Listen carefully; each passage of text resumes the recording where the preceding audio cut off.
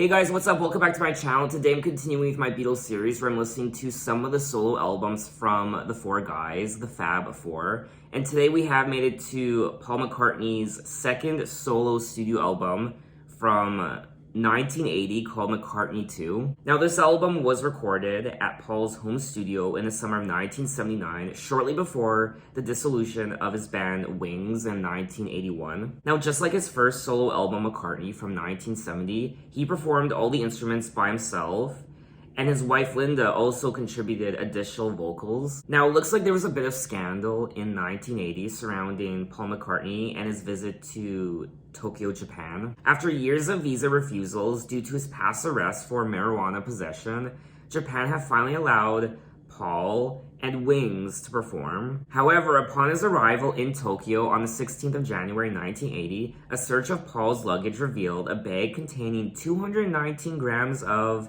marijuana, prompting his immediate arrest and eventually canceling the tour. After a 9-day jail stay, Paul was released and returned home to his Scottish farm. Deciding to put Wings on hold while he contemplated his future, he now decided to issue his solo recordings from the previous summer, and thus he gave birth to McCartney II. Now I will be listening to 18 tracks in this video for a total of 1 hour and 23 minutes, and the only song I recall hearing before out of all these tracks is track 25, Wonderful Christmas Time.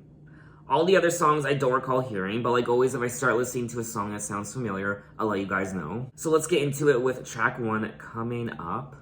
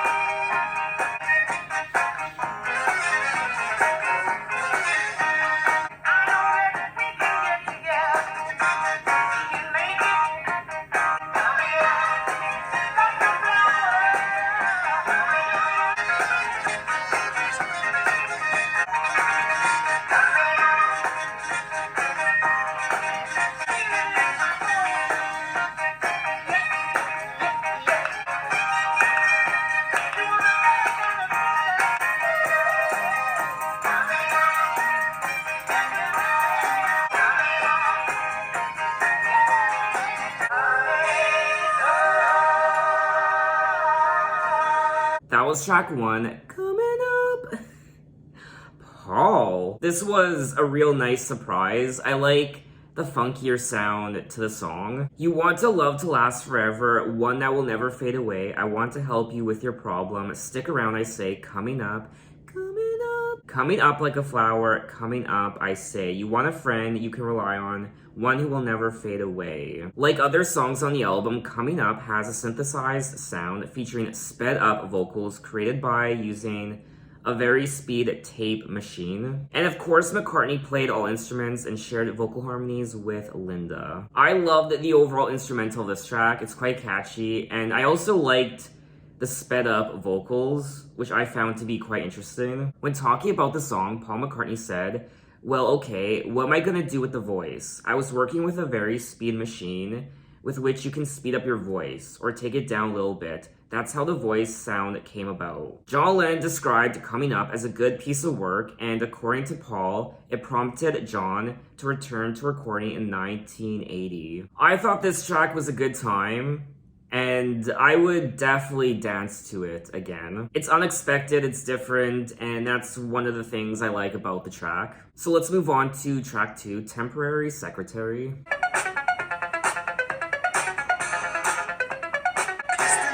Can you find for me someone strong and sweet? All I need is help for a little while. You can take and a temporary secretary is what I need. Temporary secretary. Listen, Marks, I can pay her well if she comes along. I need a. She can be a belly dancer. I don't need a true romancer. She can be a diplomat. What I need's a temporary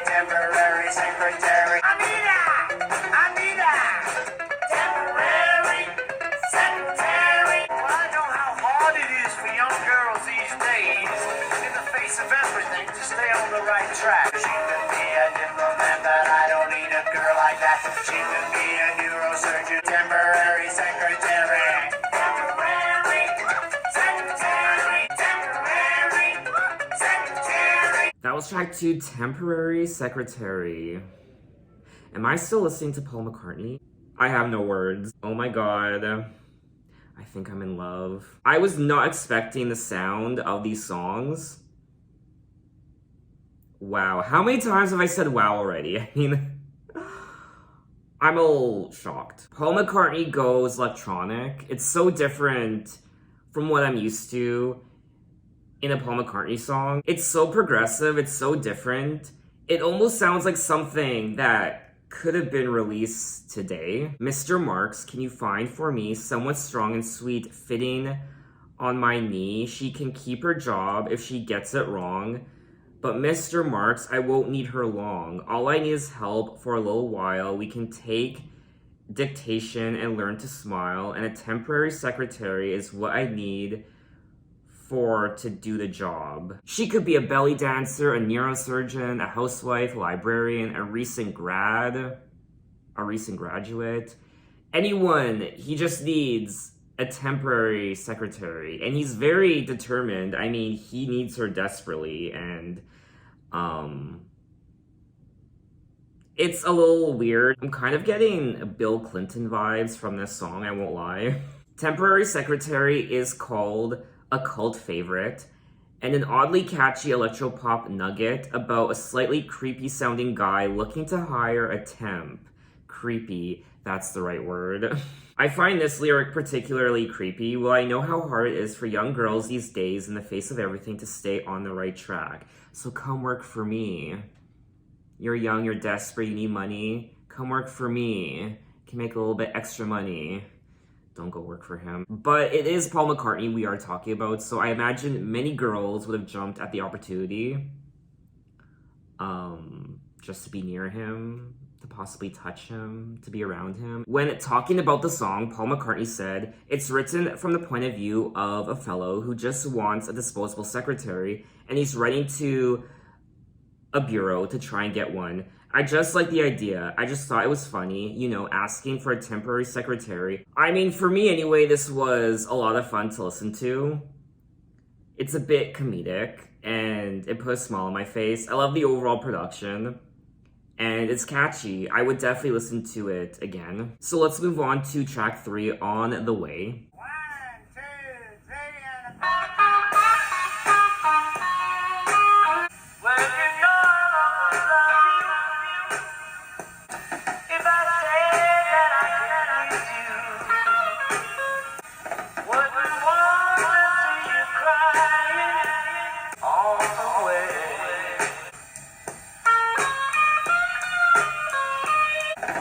Well, we've been trying for a long time, so I said something to hurt you.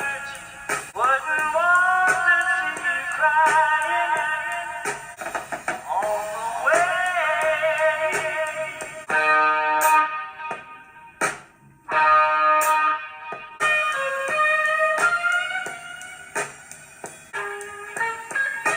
I love you all the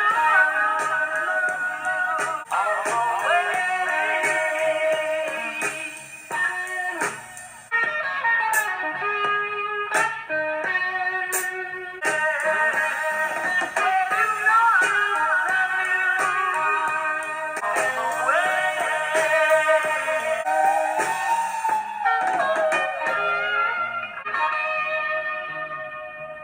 That was track 3, On the Way. Another song I really, really liked. This song in particular, I loved the overall composition and the vibe, the energy. I liked his vocals. I liked the way they echoed. And I really enjoyed myself. Well, you know I'll always love you, but it would have been a lie if I said that I could please you every moment that I try. Wouldn't want to see you crying, so I hope you don't mind the things I say. On the way, well, you've been traveling for a long time, and we finally finished here. Though I said some things to hurt you, well, it was only out of fear. Wouldn't want to see you crying, so I hope you don't mind the things I say. on the way. You know I'll always love you. This track really was quite gorgeous. There was something euphoric about it, and it kind of put me in a trance, and I had a wonderful time. I will say though, I'm not crazy about the lyrics on this album so far. I don't think the lyrics are the highlight by any means. It's the overall production of the album that I'm loving, and the interesting things he's doing with his vocals on this album, how at times they're sped up, and the echo in his voice, and I just like the overall ambience of these tracks. So let's move on to track 4, Waterfalls. Don't go jumping waterfall. Sometimes can make mistakes. And I need love like a second needs an hour, like a raindrop needs a shower. And it wouldn't be the same to go away.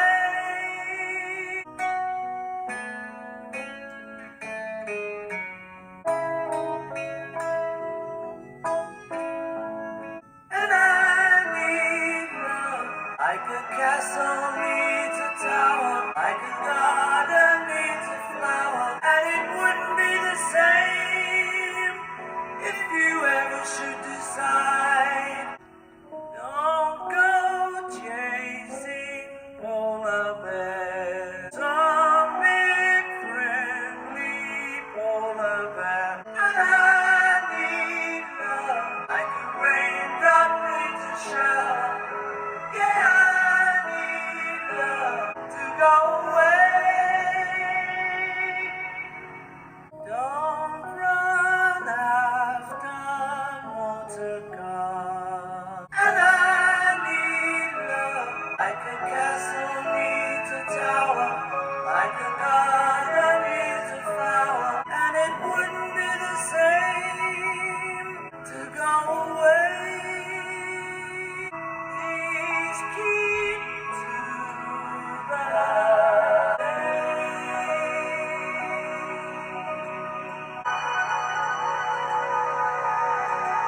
That was track 4, Waterfalls.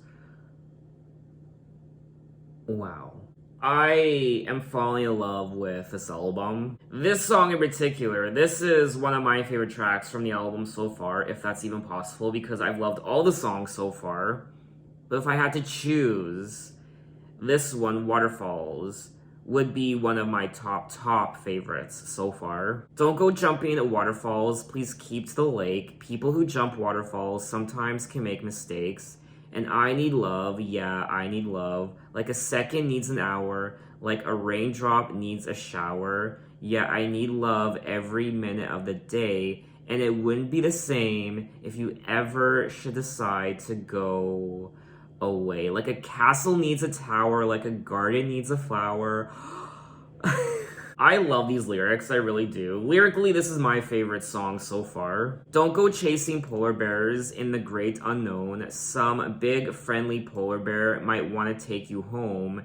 And I need love, yeah, I need love. Another song where I loved the overall energy. I love the guitar strumming, and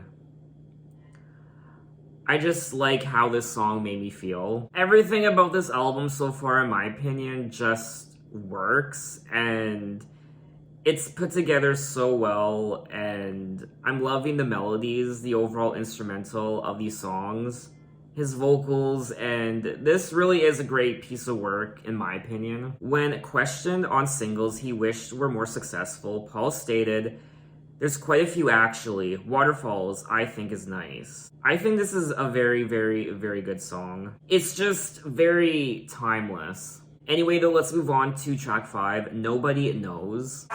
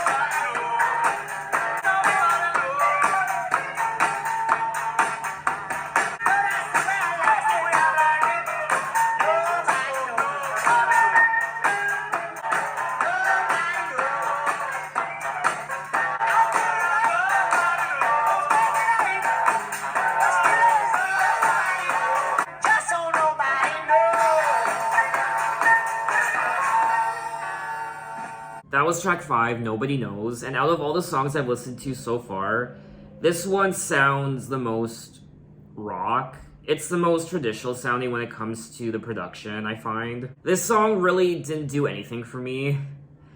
I don't find it particularly memorable, and it is my least favorite on the album so far. Which one of you can tell me what it is I'm looking at? Anyone who can has got to be a crazy cat. I believe that nobody knows.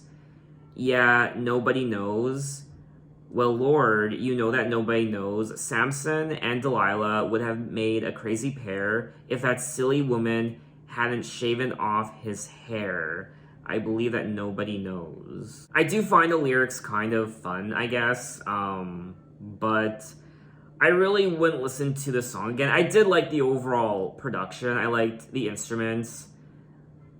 It is, I mean, there's nothing wrong with the song. There really isn't. I just don't find it very memorable compared to all the other songs I listened to. Like I said already, it really didn't do anything for me. It was a fun time though, I won't lie. But let's move on to track 6, Front Parlor.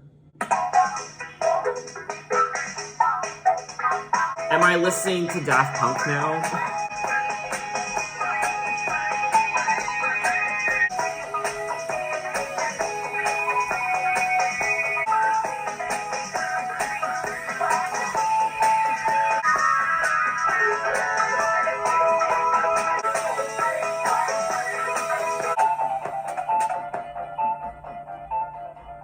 That was track 6, Front Parlor, by Daft Punk, Paul McCartney. And it was purely instrumental, and I liked it. Again, much different from what I'm used to in Paul McCartney's music. It's quite progressive, and I liked it. I mean, it really does sound like something that could have been released in the 90s. But let's move on to track 7, Summer's Day Song. Someone sleeping through a bad dream. It will be over to a summer's day.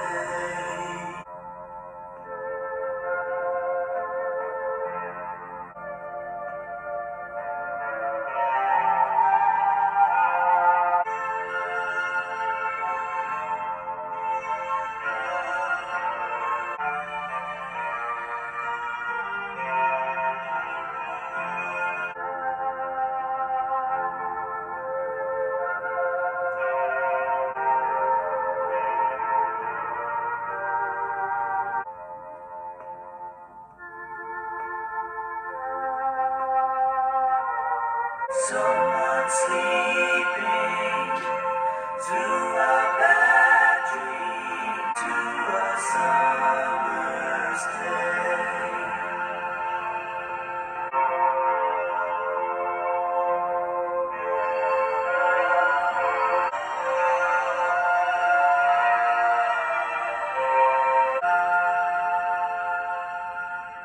That was track 7, Summer's Day Song.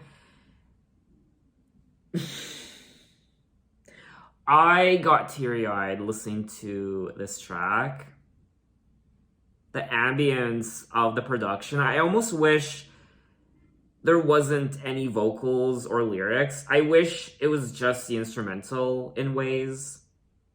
It kind of reminded me of David Bowie's Low album. This track was magic. And I just think it was simply, it was just, I don't know, it was beautiful. This song touched my soul. That moment when you're listening to a song and you just know it's touching your soul. This song touched my soul. Someone's sleeping through a bad dream. Tomorrow it will be over, for the world will soon be waking to a summer's day. I mean, this is one of my favorite tracks on the album. This is a masterpiece. It's, I don't know, maybe I'm overreacting. Who knows? But, I don't know. I don't know. I'm speechless. I am hoping just as many people love this song as I do, because I really do think it's brilliant. It was beautiful, but there was also something a little haunting about it. There was something optimistic and uplifting, but also haunting at the same time. Gorgeous, gorgeous, gorgeous. I cannot get enough. I repeat, I cannot get enough of this album. I don't know what's happening anymore. Let's move on to track 8, Frozen Jab, Okay.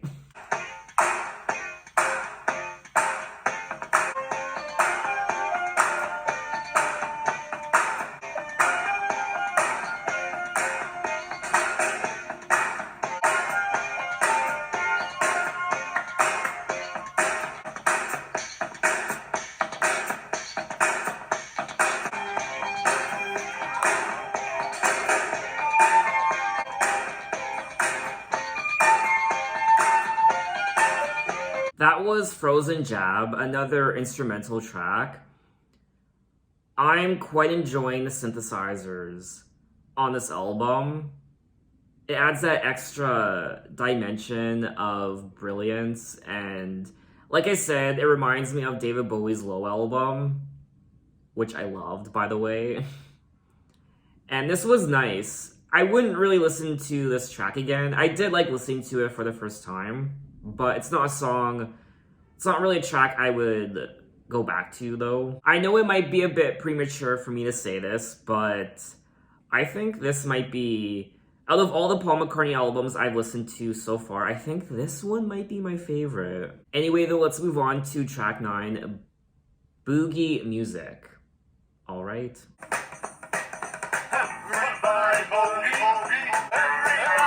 This sounds like Elvis. Am I the only one who thinks that?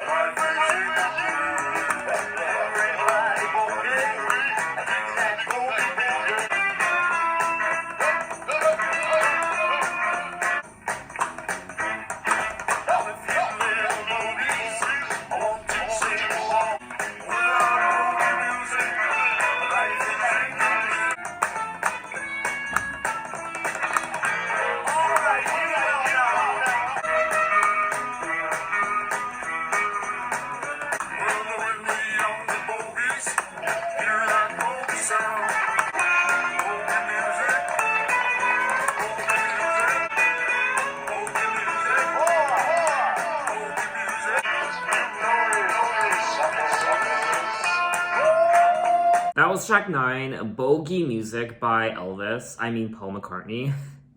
This really did sound like Elvis. Everybody bogey dig that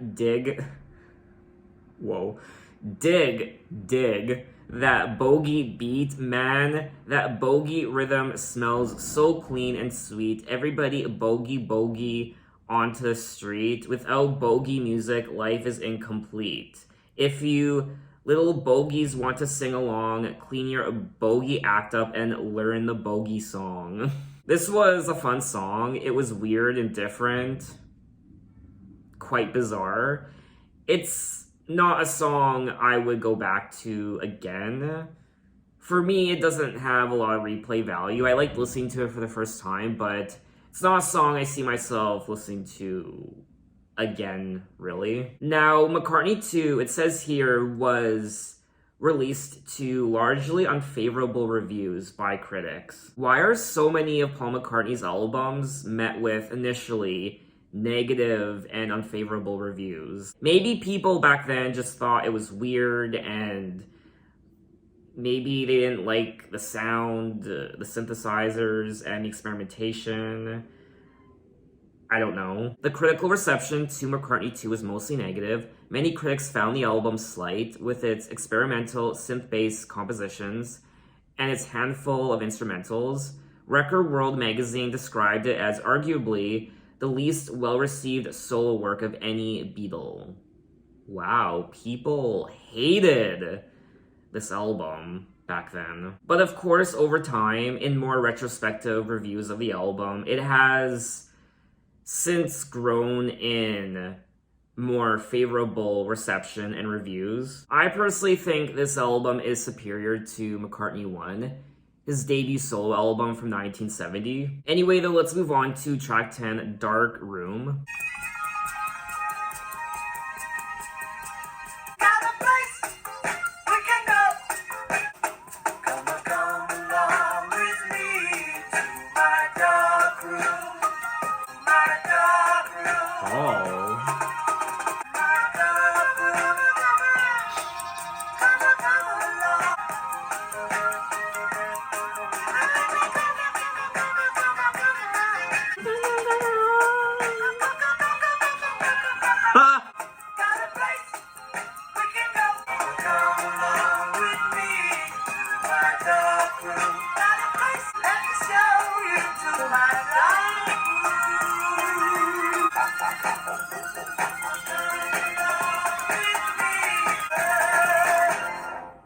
That was track 10, A Dark Room.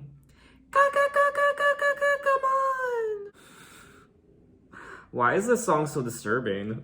Got a place we can go, lights are low, let me show you to my dark room. Come along with me to my dark room. What happens in this dark room? I mean, this is one of the most disturbing songs Paul McCartney has ever created. In particular, his vocals. I don't know what the hell he was doing. He sounded like a chicken at times. It was kind of creepy. It's like one of those disturbing amusement park fun houses where there's disturbing voices all around you and they kind of beckon you to these rooms, these dark rooms of uncertainty and God only knows what.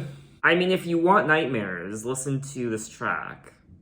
I dare you. Anyway, let's move on to track 11, One of These Days. One of these days, when my feet are on the ground and see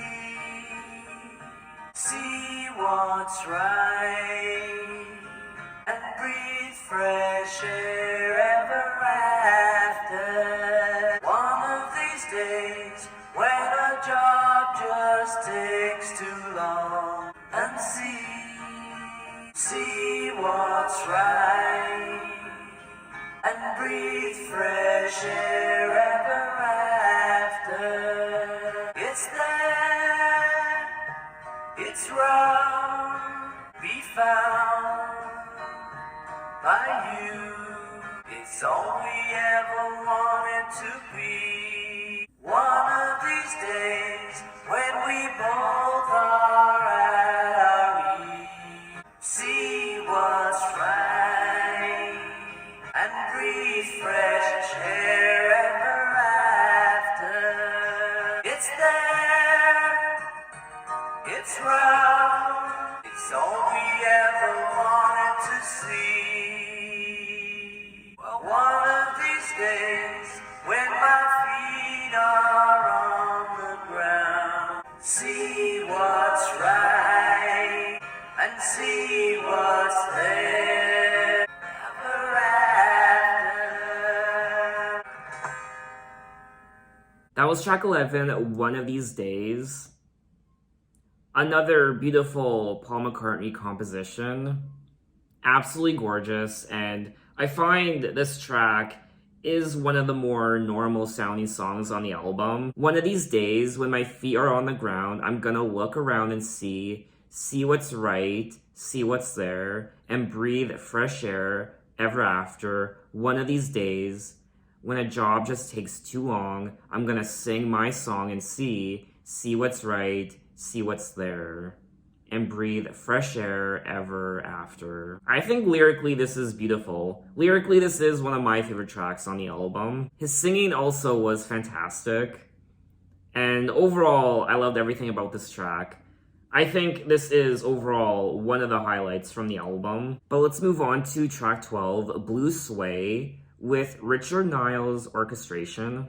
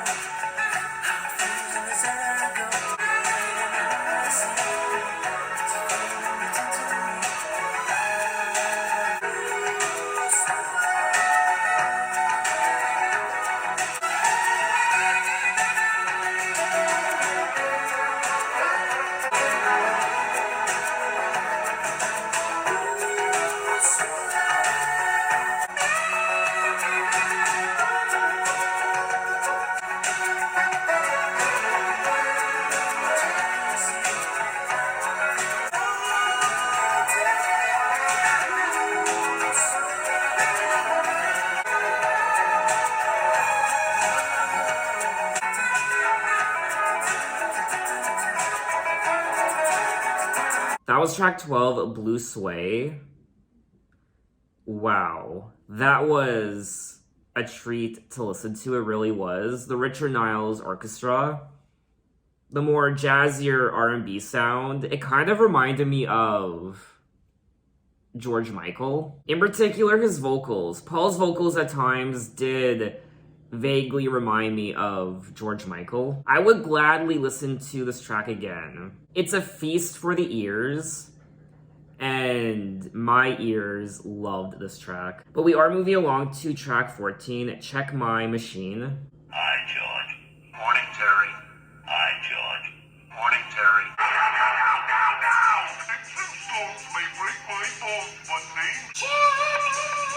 Oh god.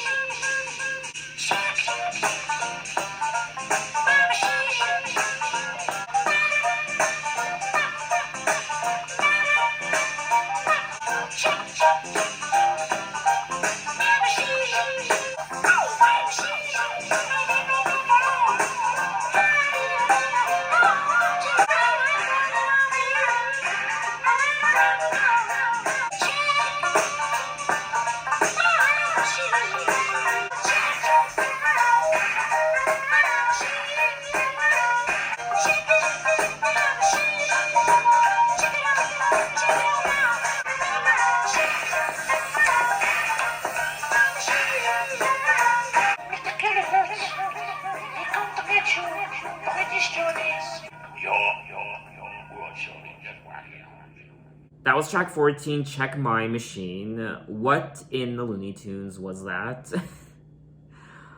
I mean, it's very different, obviously. I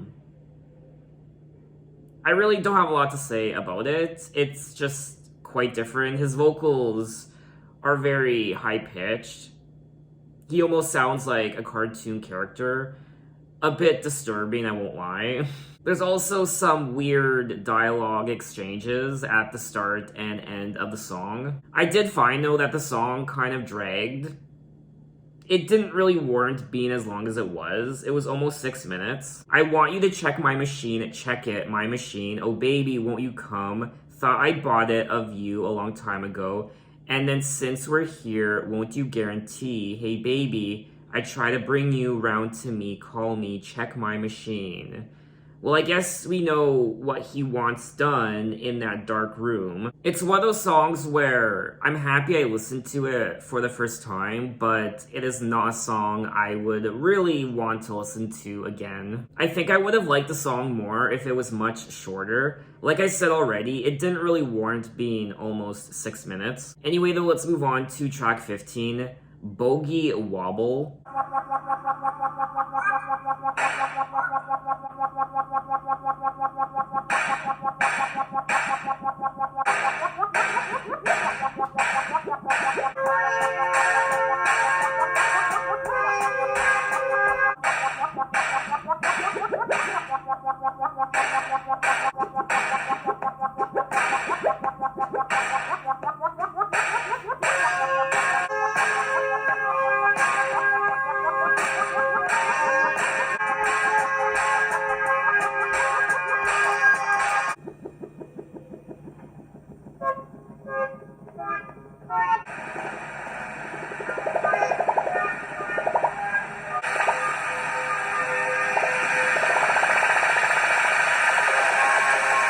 Well, that was an orchestra of bubbles, bubbling sounds, and I liked the sound effects.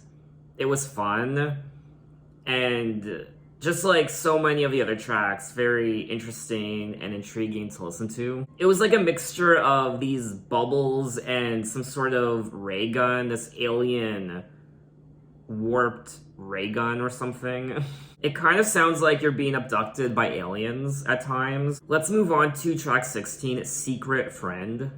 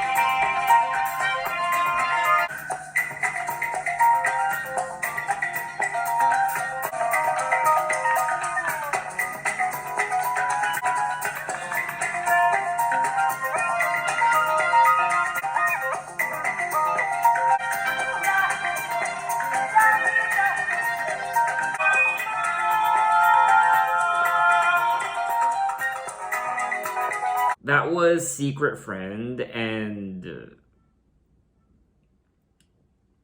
I mean, it was nice for the first couple minutes, but this is a very, very overindulgent song, being over 10 minutes. It just kind of keeps going on and on and on and on. I liked the blend of the different sounds and instruments though. That was probably the highlight. Feel like you've never felt before, here we are. Where are we? Cast adrift on some uncharted sea. I know we'll find our way. I know we'll reach the end. If you will say you'll be my secret friend, night draws in once again as she turns her velvet collar up. A perfect day will end if you will say you'll be my secret friend. So the lyrics are nothing to write home about, really. And I really don't have a lot to say about this track. So let's move on to track 17, Mr. H. Adam / You Know I'll Get You, Baby. Shangri-La's versus the village people.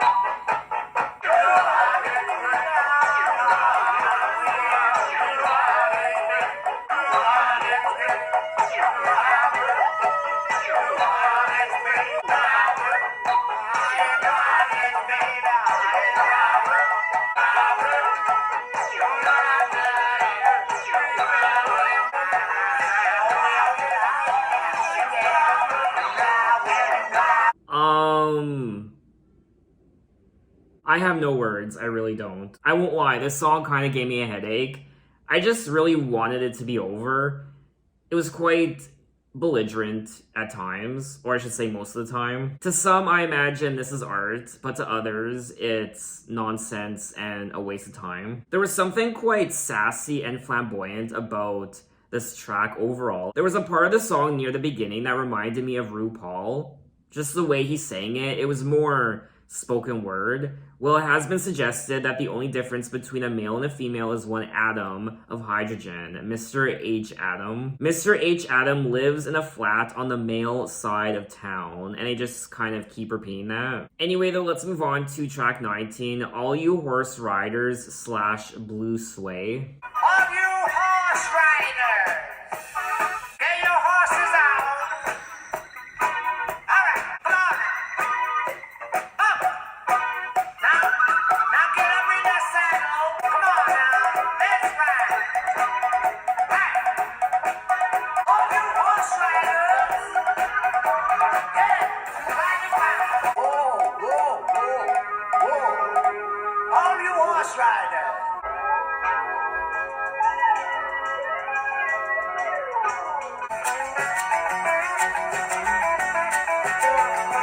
That was All You Horse Riders, Blue Sway, and I mean, it was very interesting to listen to, I guess, for the first time. All right now, All You Horse Riders, come on now. This is a very strange album. This is probably the strangest Beatles solo project I've ever listened to. This is another track that was quite overindulgent. It was over 10 minutes, and I really don't have anything to say about it. But we have made it to the end of the album, track 25, Wonderful Christmas Time. The mood is right, the spirit's up, simply having a wonderful Christmas time. The party's on, the feeling's here, simply having a wonderful Christmas time. The choir of children sing their song. Ding dong, ding dong, ding dong, simply having a wonderful Christmas time. The word is out about the town. The choir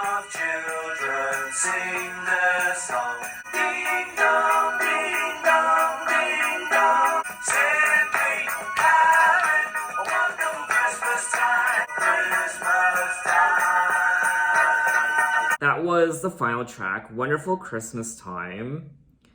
And this song makes a lot more sense now when it comes to the overall sound of the track, because I've listened to the full album of McCartney II, so it does fit in with all the other songs I listen to when it comes to the overall aesthetic of the song. Wonderful Christmas Time continues to receive substantial annual festive airplay, although some music critics consider it to be one of Paul's mediocre compositions. Including royalties from cover versions, it was estimated in 2010 that Paul makes $400,000 a year from this song alone. God, I can only imagine how much Mariah Carey makes from All I Want for Christmas Is You. She could retire, she could live off of the money from that song. She wouldn't have to work a day in her life again if she was to live for the next 500 to 1,000 years, honest to God. Her children's children, her children's children's children's children's children wouldn't have to work a day in their life ever again. The mood is right, the spirit's up, we're here tonight, and that's enough. Simply having a wonderful Christmas time. The party's on, the feeling's here, that only comes this time of year. Simply having a wonderful Christmas time, and this is simply a wonderful Christmas song that I always enjoy listening to. It's not one of my favorite Christmas songs of all time. I still prefer John Lennon's Christmas song, Happy Xmas, War is Over. So that was McCartney II, and this was a very, very, very interesting experience. I wasn't expecting... I don't know, it's so different from what I've heard before from the Beatles and many of their solo projects. This is the weirdest of all the solo projects I've listened to. It's a bit creepy at times. It's very eccentric and wild and bizarre and just strange. But that's what also makes it very intriguing to listen to. I was excited for what was to come with each track I listened to. What would he play around with next? What would his vocals be like? And a lot of these songs are quite memorable, in particular, the beginning half of the album. I wasn't crazy about a lot of the songs towards the end, the last handful of tracks, even though I enjoyed listening to them for the first time because I knew they would be weird and different. But they're not songs I would listen to again. My favorite tracks from the album are tracks 1 through 4, Coming Up, Temporary Secretary, On the Way, Waterfalls, and also Summer's Day Song, and One of These Days, and a Blue Sway with the Richard Niles Orchestra. Those are my favorite tracks. I don't think the lyrics on this album are the highlight. I did like the lyrics of some of the songs, but for me, the standout was the overall production of these tracks. It's more electronic with the synthesizers, and his voice also, some manipulation with his vocals, where he sounded quite creepy and odd and weird. It is a lot of fun. Even the tracks I wasn't the biggest fan of, they were still fun to listen to. I do prefer McCartney II over McCartney I from 1970. I can see why this album wouldn't be everyone's cup of tea, but I quite enjoyed myself. Retrospective reviews of the album have rated the album more highly. Some writers credit this album as a forerunner to the sound of 1980s pop, which I do in ways kind of agree with when you think of pop acts like the Eurythmics. I also liked the overall vibe and energy of a few of these songs, the ambience. At times, especially with the synthesizers, it reminded me of David Bowie's Low album. So what did you guys think of this album, and what are your impressions? Maybe you hate it. Maybe it's an album that had to grow on you over time. Maybe you loved it from the get-go, like myself. So in my next video, I will be moving on to John Lennon and Yoko Ono, Double Fantasy, John Lennon's final album before he died. So that's going to be a very interesting video, I imagine.